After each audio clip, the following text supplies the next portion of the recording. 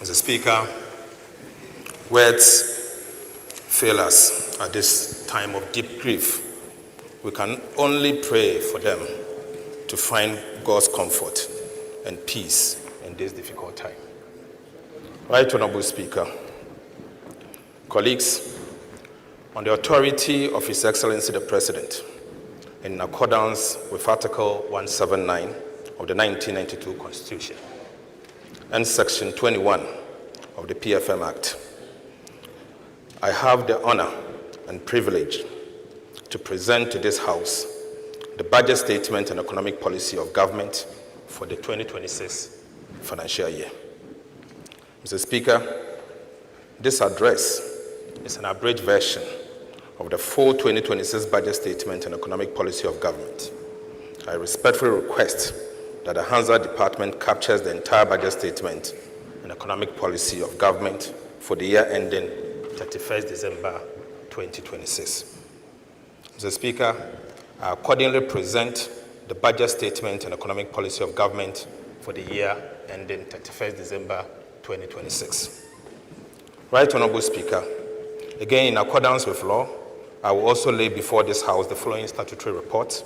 The first will be the 2025 annual report on petroleum funds, and the second will be the 2025 annual report on the collection and utilization of the African Union Import Levy, in line with Section 7 of the African Union Levy Act 2017, Act 952.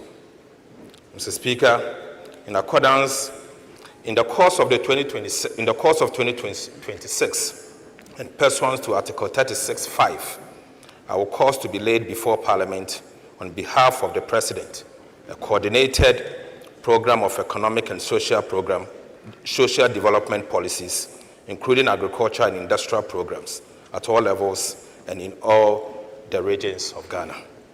Right Honorable Speaker, I will also present the following bills, regulations, and memoranda for consideration by this House.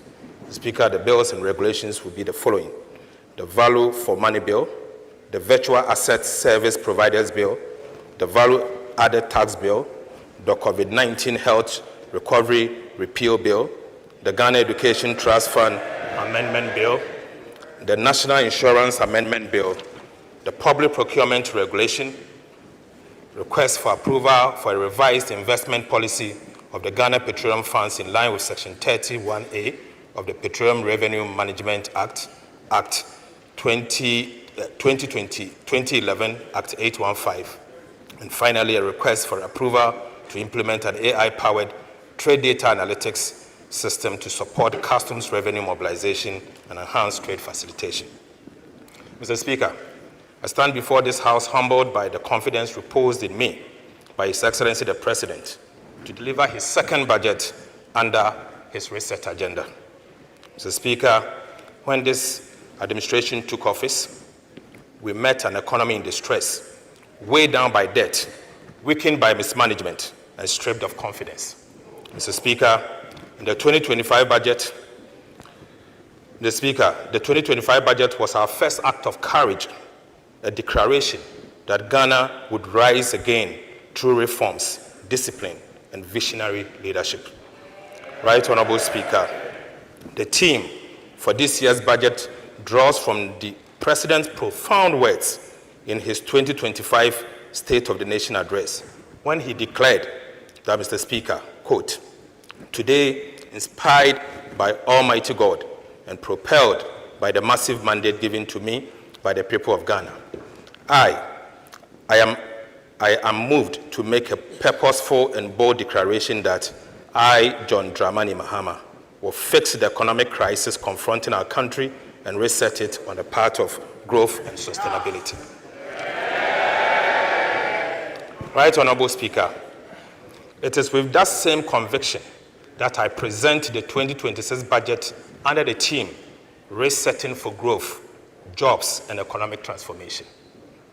Mr. Speaker, under President Mahama's leadership, this government has chosen a harder but higher road, the road of reform, renewal, and resilience. We have restored fiscal discipline, brought inflation under control, stabilized the cedi, and rekindled investor confidence. this is not just a recovery, it is a reset. It is a story of a nation that refused to stay down. This is a rebirth from the ashes of daunting inheritance, a heavy burden laid upon us by the previous administration. Mr. Speaker, it is indeed a revival forged amid the tempest of hopes, harbored by the ordinary Ghanaian, whose spirit has long been weathered by 8 years of hardship, impoverishment, and shadows of deception. Mr. Speaker, it is the story of Ghanaians who endured hardships with dignity and held on to hope when the road was rough. Right Honorable Speaker, we have learned a powerful truth, and the truth is that fiscal discipline is the backbone of national progress. Mr. Speaker, there is no shortcut to responsible economic mismanagement. Mr. Speaker, there is no shortcut for responsible economic management. Never again must we allow recklessness, waste, and indiscipline to define how we handle the people's money. Right Honorable Speaker, President Mahama has made it clear that under his watch, the integrity of our public finances will remain sacred. Mr. Speaker, confidence is returning. The Black Star is rising once more. Ghana is back, strong, stable, and full of hope. And yes, our Black Stars are heading to the World Cup. Right Honorable Speaker, with that renewed energy and optimism, this budget is about building on the foundation we have laid, turning stability into opportunity and opportunity into prosperity. On behalf of His Excellency the President, I extend my deepest gratitude to organized labor, the employers' associations, and workers of Ghana who work with government to successfully agree on the national minimum wage and base pay for 2026, ahead of this budget, reflecting our shared vision of fairness, stability, and productivity. Mr. Speaker, the 2026 budget marks a decisive shift from recovery to transformation, from resilience to productivity, and from stability to jobs. Mr. Speaker, over the next year and beyond, government will focus on 3 priorities to reset for growth, jobs, and transformation. Speaker, the first will be consolidating the macroeconomic stability. The second will be accelerating economic transformation and job creation. And finally, strengthening security and social sector for inclusive growth. Right Honorable Speaker, our vision is clear. A Ghana that produces more than it consumes. A Ghana that exports value-added goods, not just raw materials. A Ghana where jobs are decent, incomes are rising, and opportunities shared by all. And, Mr. Speaker, a Ghana where every citizen lives with dignity and pride. Mr. Speaker, that is the Ghana we are building. A Ghana powered by discipline, driven by vision, and anchored on shared prosperity. Right Honorable Speaker, having outlined the guiding theme and vision for this budget, I now turn to the state of the Ghanaian economy as at October 2025. Mr. Speaker, and to show where we stand, what we have achieved, and where we are heading. After that, I'll present the policies, priorities, and resource allocation that will drive Ghana's growth, jobs, and economic transformation in 2026 and beyond. Mr. Speaker, at the beginning of the year, we inherited a painful effect of the fiscal slippages of 2024.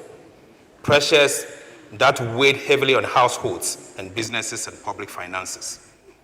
Mr. Speaker, confidence was fragile. Inflation remained elevated. The exchange rate was unstable, and the public debt was elevated. Yet, through visionary leadership, fiscal discipline, and policy consistency, the tide has finally turned.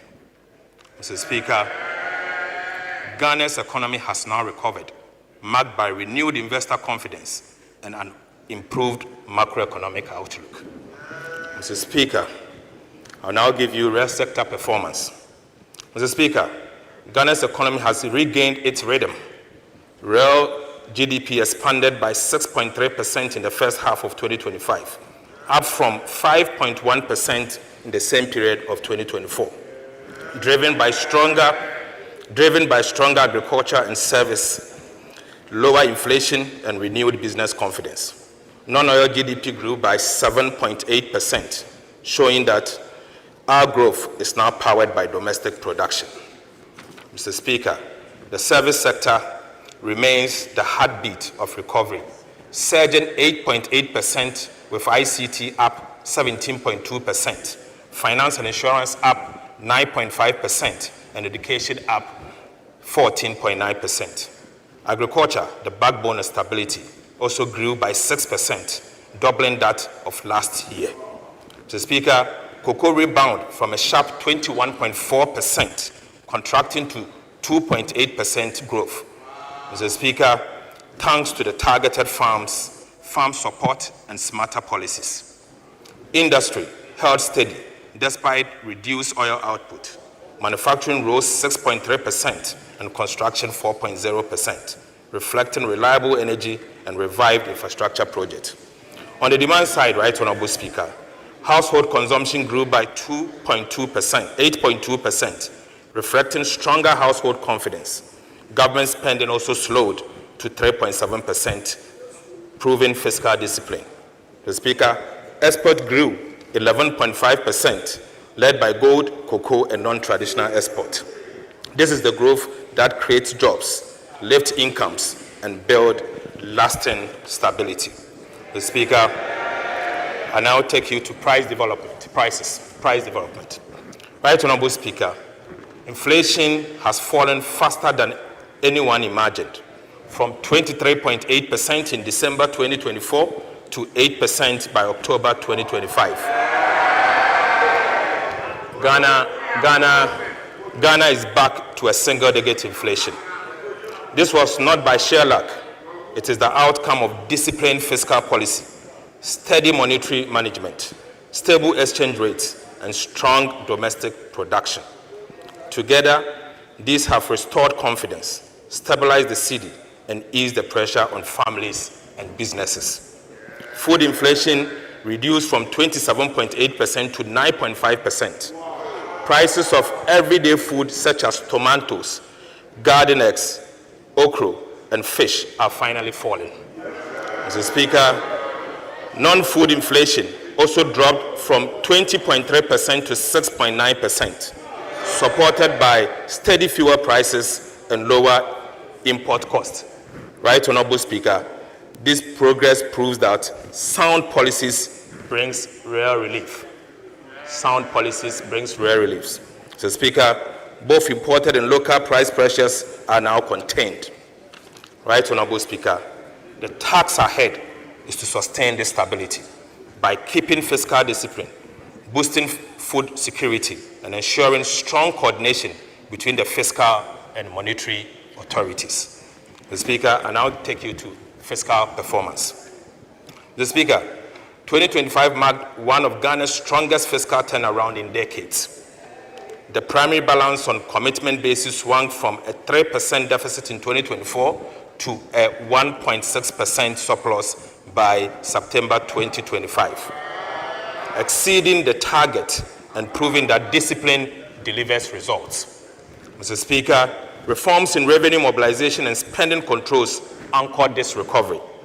The removal of nuisance e-levy did not weaken revenue. Broader tax reforms and efficient gains lifted non-oil tax revenue to 8.7% of GDP, up from 7.8% in 2024. On expenditure, government tightened non-priority spending whilst protecting key investment in the sectors. Mr. Speaker, Treasury bill rates have fallen, saving 8.8% in interest from January to September. Mr. Speaker, 8.8 billion from January to September. Mr. Speaker, public debt dropped to its lowest in a decade, and Ghana's debt risk has been reclassified from high to moderate.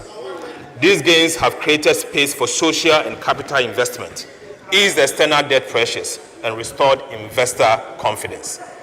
Right Honorable Speaker, Ghana's fiscal consolidation is now credible, sustainable, and homegrown, a model of responsibility that turns stability into progress and ensures every city works for the Ghanaian people. Mr. Speaker, I take you to social protection.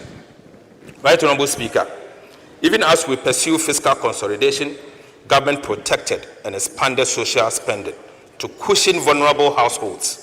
Allocations to social protection programs increased to 0.9% of GDP, up from 0.6% in 2024. Mr. Speaker, these targeted interventions reflect our conviction that economic stability must translate into social progress. Mr. Speaker, I will now give you an update on power purchase agreement renegotiations and other reforms in the energy sector. Right, Honorable Speaker, when this administration took office, Ghana's energy sector was saddled with about $1.4 billion United States dollars in debt to independent power producers, a ticking fiscal bomb, I call it. Mr. Speaker, today, that burden has been lessened. We have renegotiated all power purchase agreements led by Ghanaian experts at no cost to the state, saving over $250 million and restructuring 1.1 billion Ghana cedis over a four-year period. Mr. Speaker, government is now fully current on payment, clearing $300 million United States dollars in 2025 year to date, and allocating $345 million United States dollars for 2026.